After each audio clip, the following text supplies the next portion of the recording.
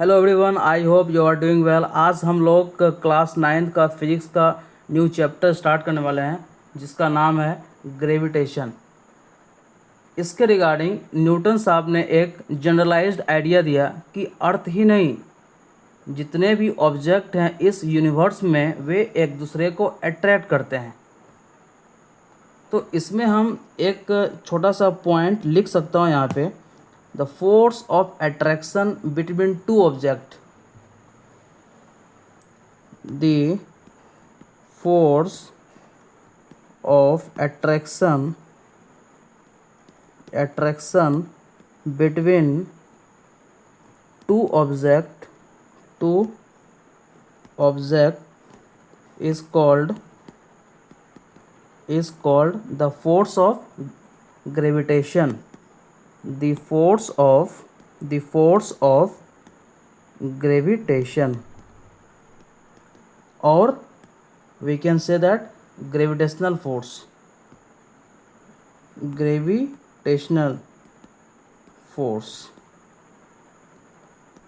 ये बोल सकता हूँ। उसके बाद हम लोग देखेंगे universal law of gravitation. Universal law of gravitation.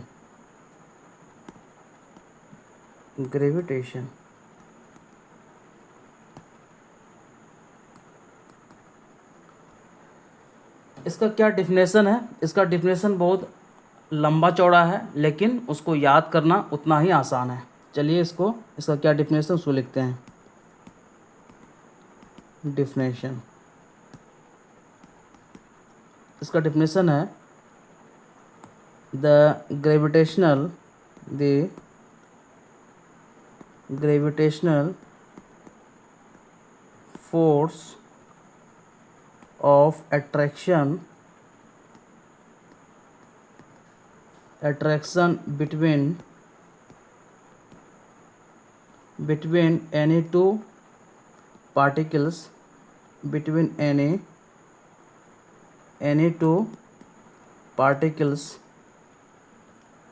is directly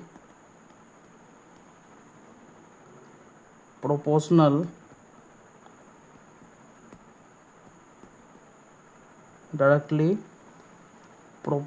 to the product of the masses of the particle and is inversely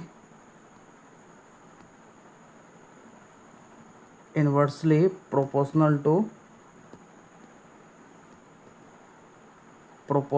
to the square of the inversely proportional to the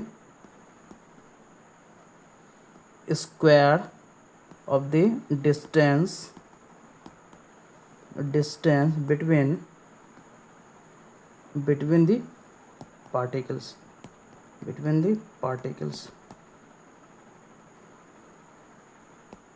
और लिख सकते हैं इसमें the direction of the force is along the line joining the two particles.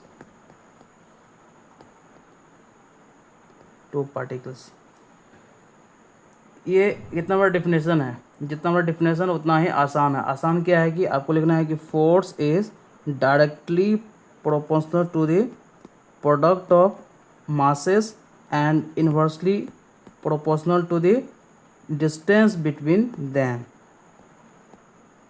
ये हो गया। जब इसको मैं एक साथ लिखूँ, F directly proportional to m1 into m2 upon r square, ये लिख लिया मैंने।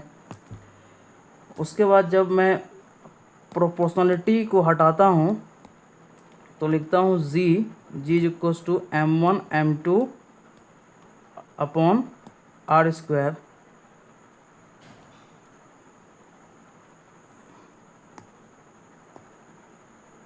ये हो गया main formula, G is equals to m1 m2 upon R square. G का नाम क्या है? जी का नाम है universal constant of gravitation. Universal constant of gravitation. Gravitation इसका मतलब क्या है? जी का वैल्यू आप अर्थ पे मेजर करें, मून पे मेजर करें, किसी भी प्लेनेट पे किसी भी जगह करें मेजर, इसका वैल्यू सेम आएगा। इसलिए इसको बोलते हैं यूनिवर्सल कांस्टेंट ऑफ ग्रेविटेशन। इसका वैल्यू जो होता है G is equals to 6.67 into 10⁻⁻11 newton metre square पर केजी स्क्वायर, ये इसका होता है। और इसको जो मेजर्ड किया था वो क्या था? हेनरी कैवेंडिश ने। ये जो इसका वैल्यू होता है ये किसी भी चीज़ पे डिपेंड नहीं करता है। आई होप ये आपको अच्छे से समझ में आया होगा। हाँ, इसका एक छोटा डायग्राम बनाना चाहता हूँ मैं यहाँ पे। ये इस तरह का फोर्स जो होता है ना, ये m1 फोर्स हो गया, ये m2 फोर्स हो गया, इसके बीच का जो हो गया डिस्टेंस ये हो गया r1 हो गया, ये डिस्टेंस r लिख सकता हूँ मैं, r लिख दिया।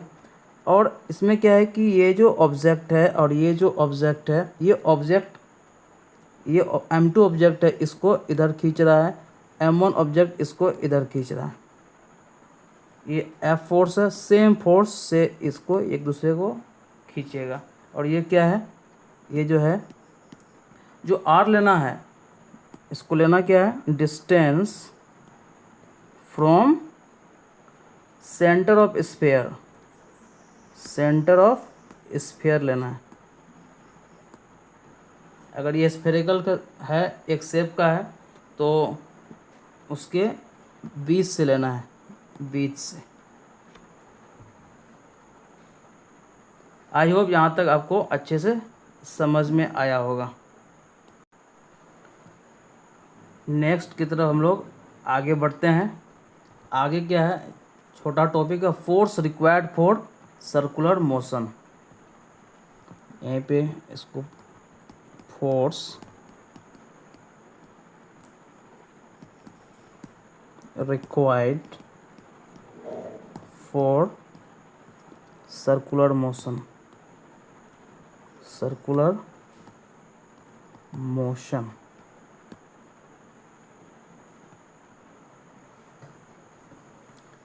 इसमें क्या है कि जैसे कि हम लोग इसका जो एक्सपेरिमेंटल जो पार्ट है वो हम लोग आप सब ने ये किया है। एक स्ट्रिंग लेते हैं और उसमें स्टोन को बांध देते हैं और उसको फिर अपने हाथ से घुमाते हैं। आप देखते हैं कि जो स्टोन होता है उसका डायरेक्शन बार बार चेंज करता है, जैसे कि आप यहाँ भी आप देख सकते हैं। ये है एक स्टोन लगा हुआ है यहाँ पे, इसका सेंटर हो गया, एक स्टोन है।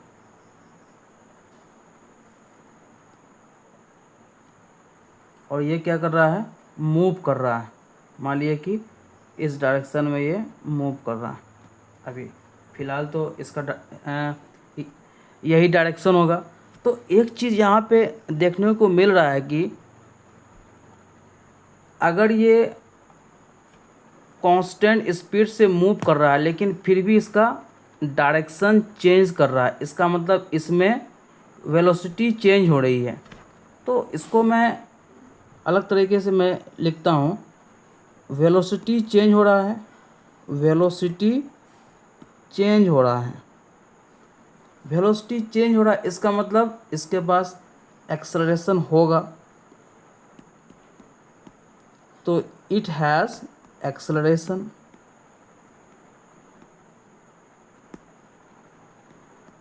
जब इसके पास एक्सेलरेशन होगा इसका मतलब कोई न कोई इसके ऊपर फोर्स अप्लाई ज़रूर कर रहा होगा। इसका मतलब क्या है, Newton second law of motion, a force must be cause a acceleration. ऐसा हम स्टडी भी किए हैं, ऐसा यहाँ पे बोल भी सकते हैं। तो यहाँ पे फोर्स मैं लिख देता हूँ सिर्फ फोर्स, फोर्स ज़रूर होगा क्योंकि एक्सेलरेशन तभी आया होगा जब फोर्स अप्लाई हुआ होगा। अब ये बात आती है कि ये फोर्स कौन अप्लाई किया, यहाँ पे फोर्स कौन अप्लाई कर रहा है। तो इसका आंसर क्या है कि who is applying the force, force apply कौन कर रहा है, who is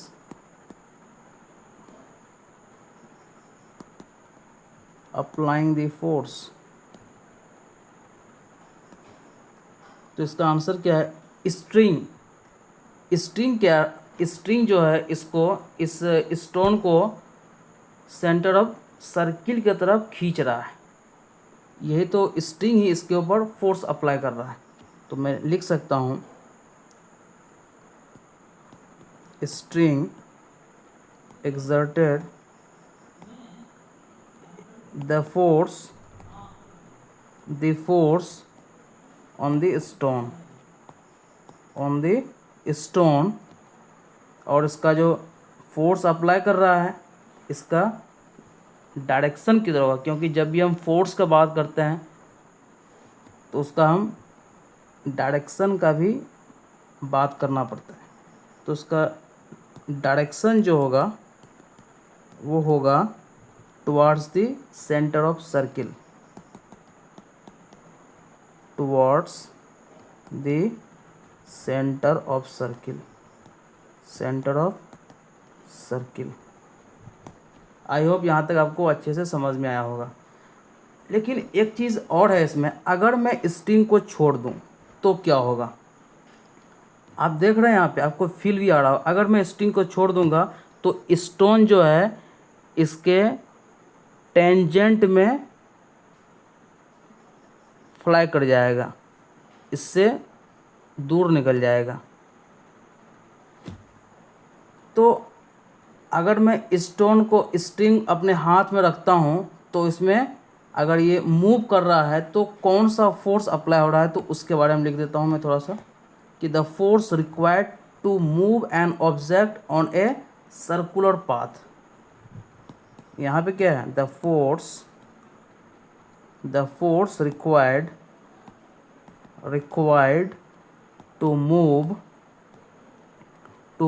an object on a circular path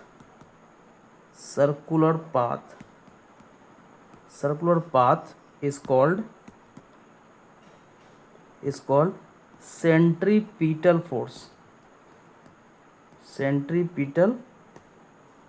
force।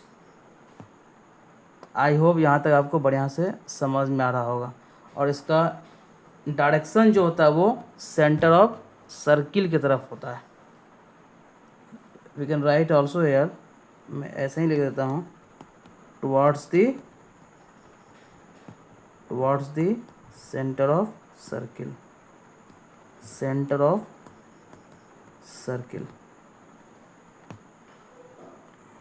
तो यहाँ से मैं एक मैथमेटिकल एक रिलेशन भी कर सकता हूँ डेवलप। वो क्या है, if an object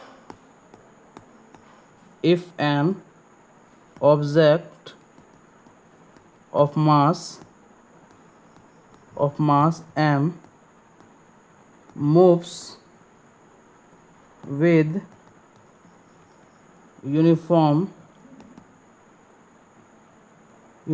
speed v along a circular path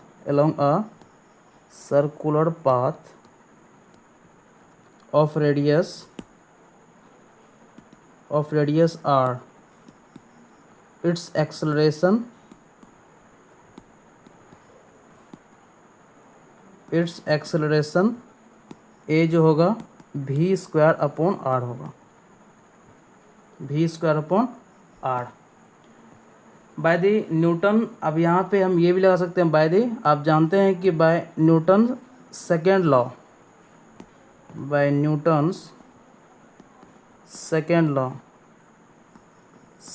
law, उस लॉ ऑफ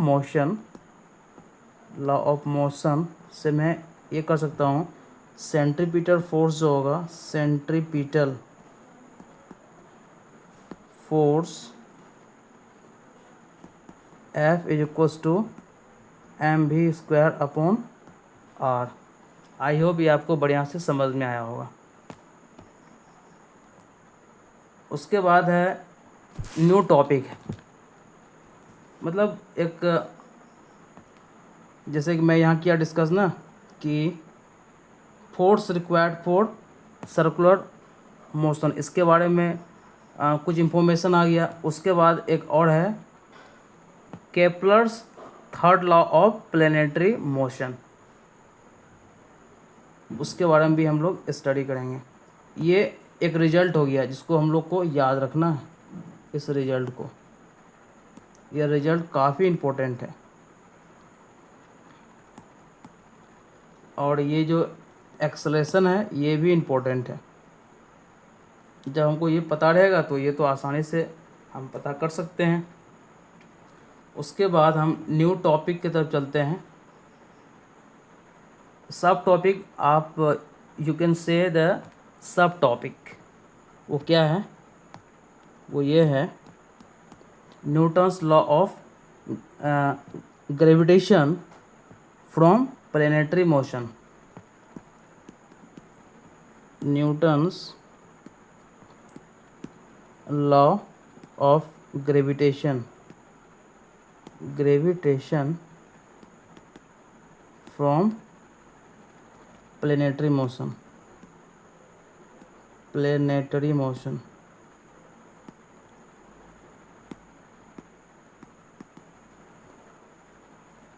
इसके बारे में, सबसे पहले इसके बारे में जानने से पहले एक लॉ आता है जिसको हम बोलते हैं Kepler's third law,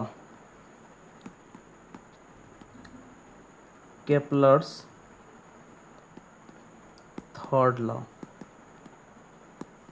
third law of planetary motion.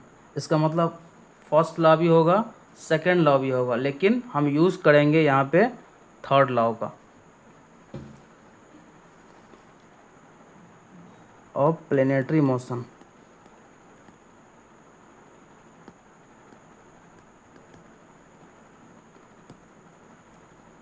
ये लॉ ये बोलता है जो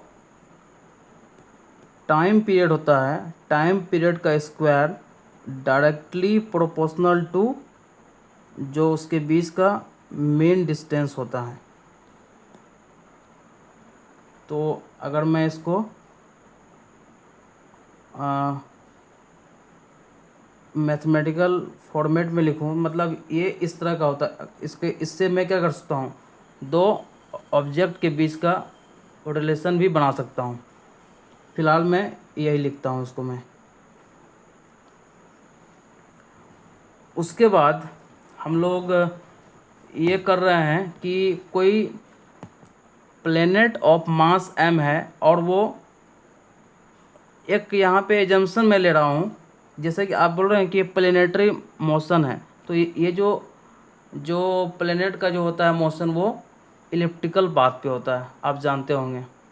अगर आप नहीं जानते हैं तो आज ही जान लीजिए कि जो मोशन होता है वो इलिप्टिकल पाथ के ऊपर होता है, लेकिन यहाँ पे हम ये एज्यूम कर रहे हैं उसका पाथ सर्कुलर है। ये मेरा एजम्पशन है कि पाथ कैसा है, circular path.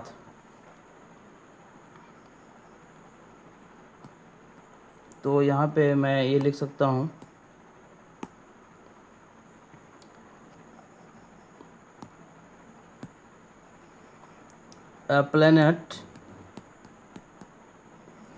planet of mass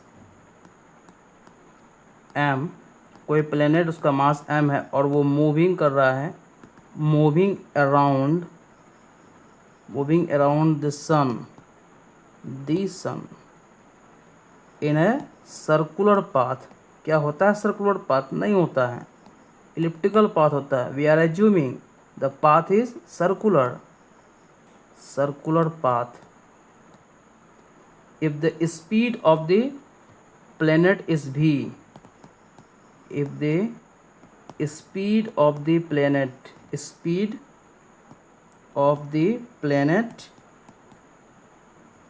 is v and its distance from the sun is distance from the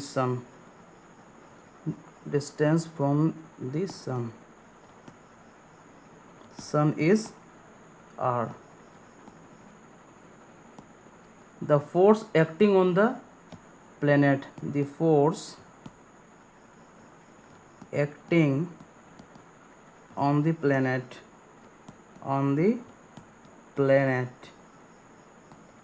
तो क्या होगा? हम लोग पहले से स्टडी किए हैं अभी just, F equals to M V square upon R. तो आप देखोगे कि हम इसके बारे में क्यों स्टडी किया, force required for circular motion. अगर इसके बारे में मैं नहीं जानता पहले तो मैं इसको जो मैं अभी लिखा हूँ कि कितना फोर्स अप्लाई होगा ये मैं नहीं लिख सकता था। तो इसके पहले मैंने क्या किया, इसका एक बैकग्राउंड बनाया कि भाई अगर कोई ऑब्जेक्ट सर्कुलर पाथ में मूव कर रहा है तो उसके ऊपर फोर्स इतना अप्लाई हो रहा है। तो उसी तरीक़ा से कोई प्लेनेट सन के चारों अगर चक्कर काट रहा है तो उसके ऊपर जो फोर्स अप्लाई हो रहा है वो M V square upon R है, जो भी क्या है, प्लेनेट का स्पीड है। एक बार इसको मैं दिखा देता हूँ, प्लेनेट का स्पीड है और इसका जो सन से जो डिस्टेंस है वो आर डिस्टेंस। आई होप ये आपको बढ़िया से समझ में आया हो, क्योंकि इससे पहले भी हो चुका है एक्सप्लेन, तो आपको ज़रा दिक्कत नहीं हो रहा होगा। और इसका जो लग रहा है, जो फोर्स लग रहेगा, आपको पहले पता है कि ये सेंटर द टुवार्ड्स दी है ना, इसका जो पाथ, इसका जो फोर्स लगेगा वो ये होगा किधर रहेगा, टुवार्ड्स दी सन होगा। तो अगर टुवार्ड्स दी, तो वहाँ स्ट्रिंग था, स्ट्रिंग पत्थर के ऊपर, स्टोन के ऊपर फोर्स लगा रहा था ना यहाँ पे। एक बार आपको मैं दिखाता हूँ, ये स्ट्रिंग था, स्ट्रिंग जो है पत्थर के ऊपर फोर्स लगा रहा था और स्ट्रिंग के फोर्स लगाने के चलते ये क्या कर रहा था, सर्कुलर मोशन में मूव कर रहा था। यहाँ पे कौन फोर्स लगा रहा है, सन फोर्स लगा रहा है, सन फोर्स लगा रहा है यहाँ पे।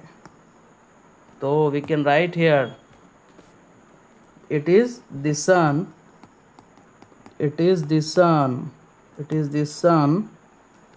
which exerts the force on the planet ये चीज़ें। आई होप यहाँ तक आपको अच्छे से समझ में आया होगा। उसके बाद फिर क्या करते हैं कि अब जो प्लेनेट मूव कर रहा है उसका कोई ना कोई टाइम पीरियड होगा, तो हम यहाँ से वेलोसिटी लिख सकता हूँ। क्या लिख सकता हूँ, 2 पाई आर होगा ना उसका circumference, 2 pi R upon T. ये लिख सकता हूँ कि इतना स्पीड होगा उसका। और यहाँ से मैं फोर्स में अगर मैं करूँ put, force F is equals to M V square upon R होता है। भी की जगह आप इसको पुट कर सकते हैं एम इंटू वी स्क्वायर कर सकते हैं कि 4 pi square R square upon T square into R. और उसके बाद आप लिख सकते हैं 4 पाई स्क्वायर एम, और ये आर है तो ये आर हो जाएगा cancel, upon T square into R. Force equals to ये आ जाएगा।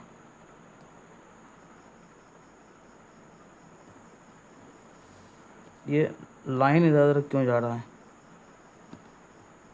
तो ये आ गया फोर्स।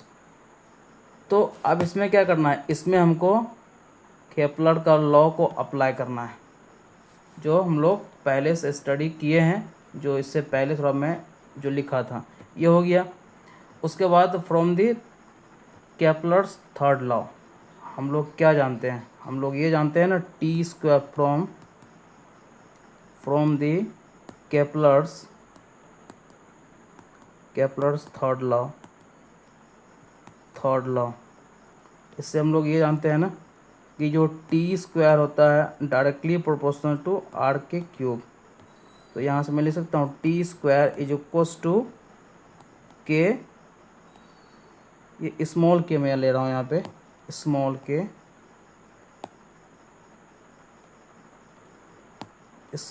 के आर क्यूब, ऐसा लिख दिया यहाँ पे। तो जब इसको मैं जो टी स्क्वायर है इसको यहाँ पुट करता हूँ, मान लो ये इक्वेशन 1 है, ये इक्वेशन 2 है ना, put equation 2 value in equation 1 क्या हो जाएगा, F is equals to 4 pi square M T square, sorry T को टी स्क्वायर की जगह हमको पुट तो करना है वैल्यू,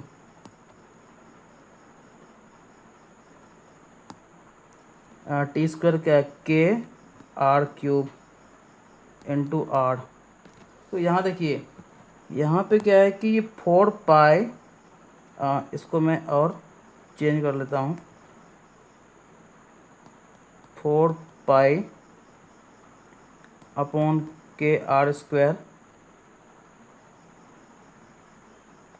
स्क्वायर इंटू एम। तो यहाँ से मैं लिख सकता हूँ ना 4 pi square upon K into M upon R square, और ये जो पार्ट है ये कांस्टेंट पार्ट है, तो मैं इसको मैं ये लिख सकता हूँ force directly proportional to M upon R square,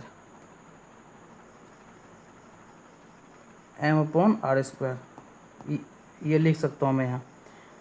तो ये जो फोर्स है ये फोर्स है कौन, this is the force applied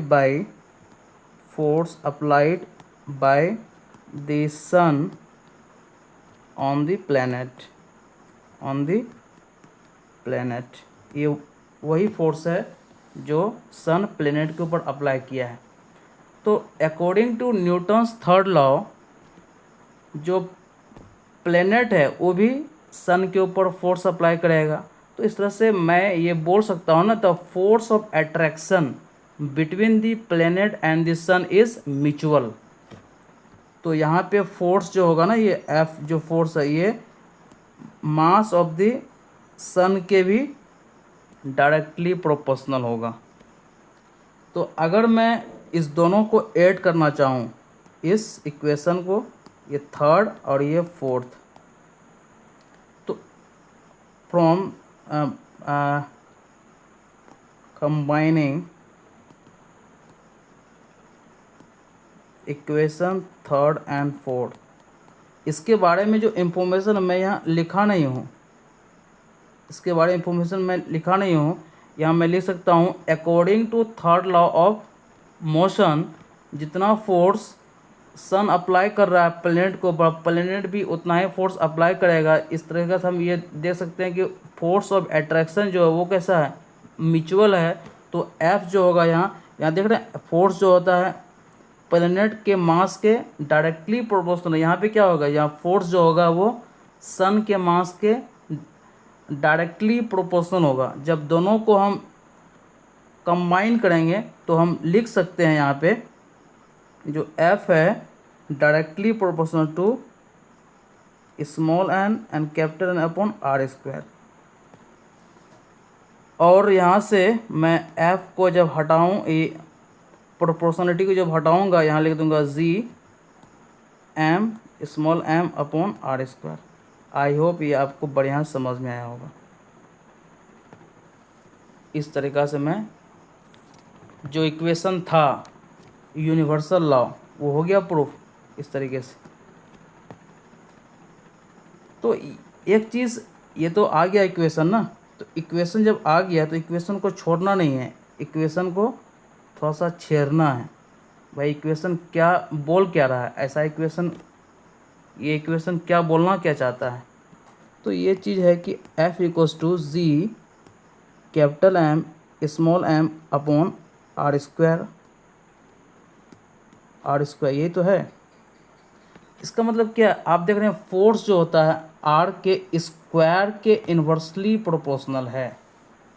तो ग्रेविटेशनल फोर्स जो होता है वो फॉलो करता है इन्वर्स स्क्वायर लॉ। एक पॉइंट यहाँ पे ऐड कर सकता हूँ मैं, gravitational force follow the inverse square law. I hope ये आपको अच्छे से समझ में आया होगा।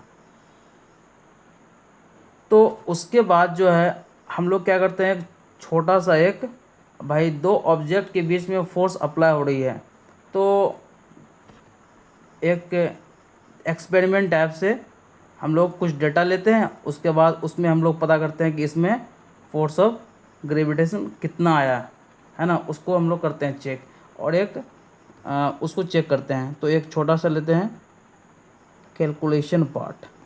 क्या हम लोग को ये करना है, एक टेबल लिया, एक टेबल ले रहा हूँ, इसमें क्या है, एक ग्लास ले रहा हूँ मैं, यहाँ पे जूस का ग्लास है, सेम ग्लास है, मान लेते हैं दोनों का मास है सेम। इस ग्लास का जो मास है, इस ग्लास मास जो है वो है 250 ग्राम, इसका मतलब 0.25 kg, ये बोल सकता हूँ ना। तो एक सवाल होता है यहाँ पे, अगर दो ऑब्जेक्ट एक दूसरे को अट्रैक्ट हो रहे हैं तो इस दोनों को तो अट्रैक्ट हो जाना चाहिए था, लेकिन क्या प्रैक्टिकली ऐसा होता है? नहीं भाई, प्रैक्टिकली तो होता नहीं है। तो क्या ये प्रैक्टिकली नहीं हो रहा है? हम बोल रहे हैं कि दो ऑब्जेक्ट एक दूसरे को अट्रैक्ट करता है, फिर ये प्रैक्टिकली हो ना रहा है, और यहाँ बोल रहे हैं अट्रैक्ट होता है। तो इससे पहले क्या इसका आंसर क्या होगा, उसका आंसर देने से पहले सबसे पहले इस दोनों के बीच जो फोर्स ऑफ ग्रेविटेशन है उसको करते हैं कैलकुलेट। चलिए, करके रखा हूँ मैं, तो आप भी कर सकते हैं। तो देखिए, एक दूसरे को जो खींच रहा है वो एफ फोर्स से ही खींचेगा। तो यहाँ पे एफ फोर्स जो अप्लाई होगा यहाँ पे, तो आप जानते हैं ना कि जी m1 m2 upon R square होता है। तो जी का वैल्यू तो आपको पता है, जी का वैल्यू पता है, m1 का वैल्यू पता है, सेम है इच ग्लास, m2 का वैल्यू पता है, और r का वैल्यू क्या होगा, इसके बीच का जो डिस्टेंस है उसका क्या डिस्टेंस, मान लेते हैं 1 मीटर का डिस्टेंस है, r का वैल्यू पता है, इसका मतलब सब कुछ नॉन है। तो f का वैल्यू आसानी से हम निकाल सकते हैं। मैंने इसका जो है लिख के रखा हूँ मैं, 4.2 इंटू 10⁻⁻12 न्यूटन आया। आप देख सकते हैं फोर्स कितना लो है, ये है ना, 4.2 इंटू 10⁻12 न्यूटन फोर्स लग रहा है।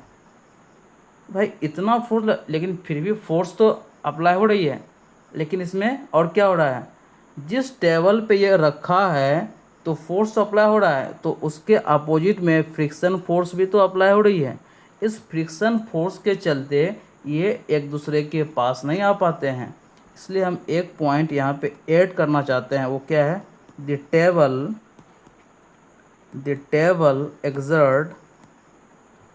exert a force of friction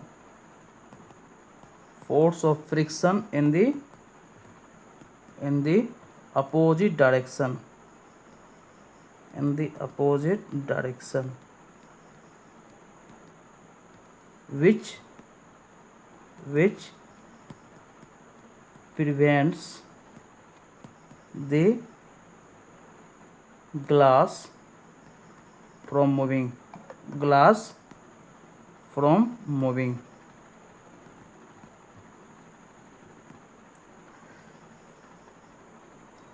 उसके बाद मैं ये हो गया, तो इसीलिए इतना ये फोर्स एक और करता हूँ।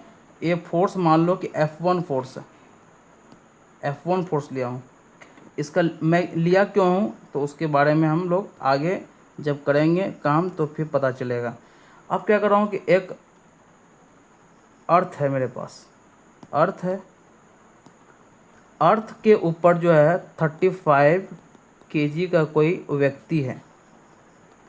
अर्थ इसको क्या कर रहा है, अपने तरफ खींच रहा है। तो फोर्स ऑफ अट्रैक्शन जो होता है ऑब्जेक्ट और अर्थ के बीच में कितना है, तो इस तरीक़ा से यहाँ भी मैं लिख सकता हूँ F2 फोर्स जो है फोर्स ऑफ अट्रैक्शन बिटवीन, और यहाँ पे इसका कहीं पे सेंटर होगा तो RE होगा। तो फोर्स ऑफ अट्रैक्शन कितना है तो वो मैं निकाल रहा हूँ। तो फोर्स ऑफ अट्रैक्शन मैन और अर्थ के बीच में F2 क्या है, तो फोर्स ऑफ अट्रैक्शन है, force of attraction between object and earth, ये है। तो यहाँ पे जो अर्थ का जो मास होता है वो पहले से पता है 6 × 10⁻24 kg होता है, और रेडियस ऑफ अर्थ जो होता है ये भी पता है 6.4 × 10⁻6 मीटर। ये याद नहीं करना है आपको, ये आपको दिया रहेगा, अगर आप याद कर लेते हैं तो कोई दिक्कत नहीं है। तो ये पता है। उसके बाद न्यू स्लाइड्स में ले रहा हूँ कि F2 फोर्स जो अप्लाई होगा वो क्या होगा, G_M_E_M/r²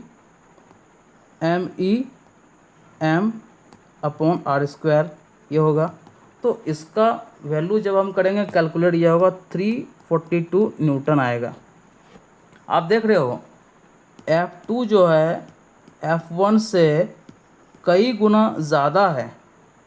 इसका मतलब क्या है, ग्रेविटेशनल फोर्स ऑफ अट्रैक्शन जो है, अट्रैक्शन बिटवीन टू बॉडीज़, उसको क्या कर सकते हैं हम, नेगलेक्ट, हम उसको ये बोल सकते हैं बहुत उसको हम नेगलेक्ट कर सकते हैं। लेकिन force exerted by the earth on an body, उसको हम लोग नेगलेक्ट नहीं कर सकते हैं, है ना। इससे यही पता चलता है। आई होप ये आपको ये इसलिए किया ताकि आप ये देख पाएँ कि दोनों फोर्स के बीच में कितना का अंतर क्या है, कौन बहुत ज़्यादा है कौन बहुत छोटा है। तो हम लोग gravitational attraction between two bodies on the earth surface को क्या कर सकते हैं, नेगलेक्ट कर सकते हैं। लेकिन जो फोर्स अप्लाई हो रहा है अर्थ के द्वारा किसी बॉडी के ऊपर, उसको हम लोग नेगलेक्ट नहीं कर सकते हैं। आई होप यहाँ तक आपको अच्छे से समझ में आया होगा। उसके बाद एक छोटा सा जो है टर्म उसको डिफाइन करते हैं, ग्रेविटी क्या होता है। ग्रेविटी क्या होता है, ग्रेविटी का the gravitational force, the gravitational force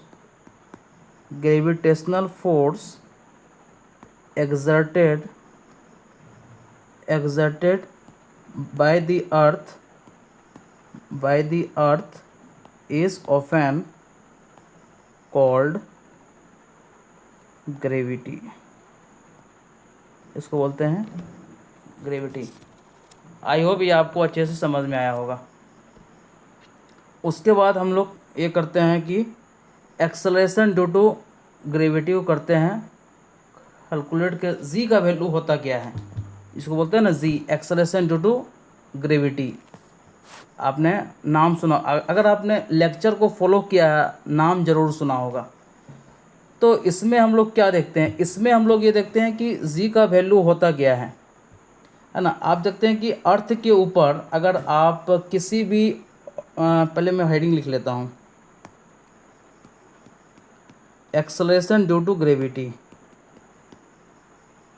acceleration due to gravity, gravity ये क्या होता है? तो इसके लिए क्या है कि अगर आप कोई बॉल को एक हाइट से करते हैं ड्रॉप, उसका स्पीड इंक्रीज़ कर जाता है। अगर आप एक बॉल को ऊपर फेंकते हैं तो क्या होता है, किसी एंगल में फेंकते हैं तो उसका क्या होता है, डायरेक्शन चेंज हो जाता है। इट मीन्स वेलोसिटी चेंज हो जाता है। इसका मतलब क्या, अगर किसी का वेलोसिटी चेंज हो रहा है इसका मतलब वो मोशन एक्सलेटेड मोशन है।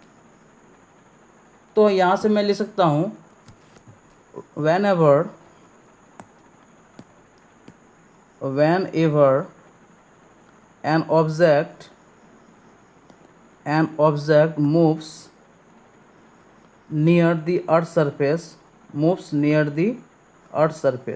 क्यों ले रहा हूँ नियर द अर्थ सरफेस, वो थोड़ी देर बाद आपको बढ़िया से पता चलेगा। with no other object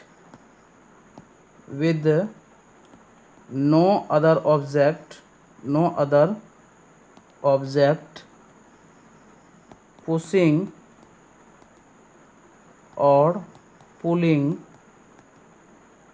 it, अगर कोई और फोर्स नहीं लग रहा, सिर्फ एक ही फोर्स लग रहा, कौन, अर्थ के द्वारा, it is accelerated,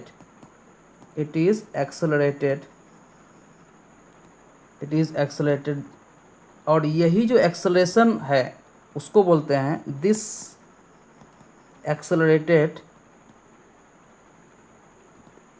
acceleration is caused due to the force of gravity,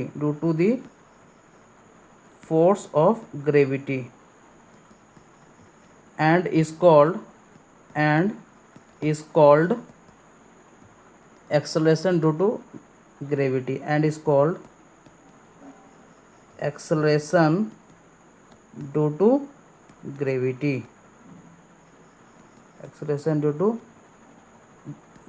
बोल सकते हैं। जैसे मैं एक छोटा सा एग्जांपल के तहत इसको मैं समझने का प्रयास करूँगा। एम क्या है, कोई भी ऑब्जेक्ट का मास है और वो मूव कर रहा है अर्थ सरफेस के नियर, और यहाँ ये मान रहे हैं कि एयर रेजिस्टेंस है ज़ीरो, मतलब एयर रेजिस्टेंस तो ज़ीरो हो नहीं सकता, लेकिन मान रहे हैं कि नेगलेक्ट कर रहा हूँ एयर रेजिस्टेंस। तो ओनली फोर्स, ये जो फोर्स अप्लाई हो रहा है वो फोर्स ये हो रहा है कि F = G m/r², ये तो फोर्स है। तो एक्सेलरेशन क्या हो जाएगा, F/m हो जाएगा। तो यहाँ क्या होगा, G m/r² हो जाएगा। और ये क्या है, मास के इंडिपेंडेंट है। ये एक्सेलरेशन क्या है, किसी ऑब्जेक्ट का जो एक्सेलरेशन है उस ऑब्जेक्ट के मास के इंडिपेंडेंट है, उस पर जो है डिपेंड नहीं कर रहा है। तो यहाँ से मैं लिख सकता हूँ क्या, ये लिख सकता हूँ,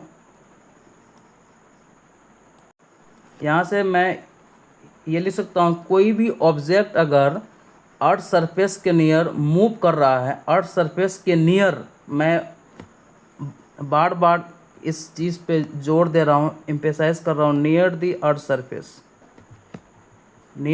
सरफेस। तो ए जो है, ए को मैं लिख सकता हूँ जी, यही हो जाएगा। जी क्या हो जाएगा, एक्सेलरेशन ड्यू टू ग्रेविटी हो जाएगा। तो जी क्या हो जाएगा, यहाँ पे G m/r² हो जाएगा ये। लेकिन हाइट अगर अधिक चला गया, हम बोल रहे थे ना ये नियर द अर्थ सरफेस है, लेकिन अगर हाइट अधिक हो गया, तो फिर होगा क्या। तो यहाँ पे एक हेडिंग के साथ मैं लिखना चाहूँगा, variation in acceleration due to gravity with height. तो उसका एट दी, अगर हम, मुझे जो पहले से भी पता है, at the surface of earth, और एच बहुत छोटा है, ये हाइट एच है, एच बहुत छोटा है तो जी क्या ले सकता हूँ, G M E upon R E square, ये हो गया। इसका वैल्यू कितना है 9.8, अप्रॉक्स है ना वैल्यू, ये 9.8 मीटर पर second square. if we go above the earth surface, फिर क्या होगा, जी क्या हो जाएगा, डिक्रीज कर जाएगा। जी डिक्रीज इसलिए करेगा, आप देख सकते हैं जी डैश फिर क्या हो जाएगा, जी एम ई क्या है, मास ऑफ अर्थ है, M E upon R E plus H का होल स्क्वायर हो जाएगा, ये एच का होल स्क्वायर हो जाएगा। तो इसको मैं अरेंज करूँगा तो ये क्या आ जाएगा, G into R E square upon R E plus H का होल स्क्वायर हो जाएगा।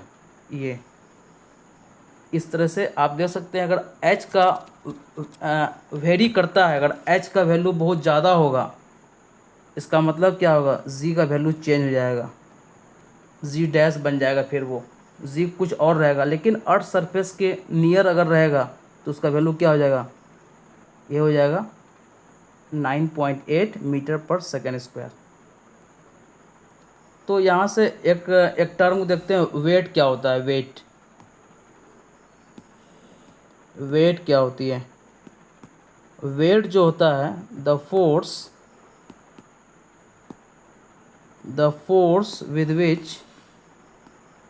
with which the earth attract an object is called the weight, the weight of the object। तो वेट को आप क्या ले सकते हैं, वही फोर्स जो अप्लाई कर रहा था अर्थ कितना से, अर्थ अट्रैक्ट कर रहा था, G M E M upon R E square, ये तो लिख सकते हो। इसको आप ले सकते हो M G M E upon R E square. ये है क्या, ये है एक्चुअल में क्या है, जी है, एम जी। ये जो वेट आया ये कहाँ आ गया, नियर दी अर्थ सरफेस। ये जो वेट आया इसको मैं लिख सकता हूँ near the earth surface, near the earth surface. अगर अर्थ सरफेस के नियर है नहीं तो फिर हम क्या लिखेंगे, वेट अगर एच हाइट पे है तो जी की जगह क्या हो जाएगा, जी डैश हो जाएगा। If it is at h height, then we can write w equals to mg dash। तो mg are E upon R E plus H का होल स्क्वायर, ये हो जाएगा इसका वैल्यू। आई होप यहाँ तक आपको अच्छे से समझ में। और मास ये होता है वेट। उसके बाद हम बात करते हैं मास क्या होता है। मास जो होता है हमेशा हर जगह सेम रहता है, मास कभी चेंज नहीं होता। वेट चेंज होता है क्योंकि जी होता है चेंज, इसलिए मास इज सेम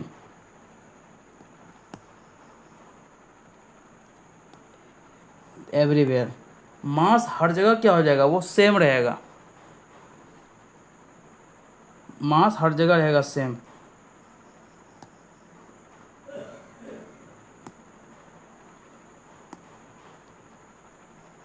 मास हर जगह रहेगा सेम, लेकिन जो वेट होगा वो होगा चेंज। क्यों होगा चेंज, क्योंकि जी चेंज कर रहा है, और जी भी अर्थ सरफेस पे अलग होगा और हाइट के साथ वो करेगा चेंज। जितना भी फार्मूला में दिया हो ये काफ़ी इम्पोर्टेंट फार्मूला है, आप इसको ध्यान में रख सकते हैं। ये है जो अर्थ सरफेस के नियर का फार्मूला है। और आप एक फार्मूला और दिया था ना, वो जो डिलीट हो गया क्या, मैं फिर से उसको मैं जो है लिख देता हूँ। जी जो होता है, जी डैश जो होती है वो क्या होता है, G R E upon R E plus H, अगर एच हाइट पे है तो इसका होल स्क्वायर हो जाता है, ये होता है। आई होप ये आपको अच्छे से समझ में आया होगा। अगर आप मेरे चैनल पे न्यू हैं तो आप मेरे चैनल को सब्सक्राइब कर सकते हैं, शेयर कर सकते हैं और अपना फाउंडेशन को मजबूत कर सकते हैं। Thank you so much. जय हिंद।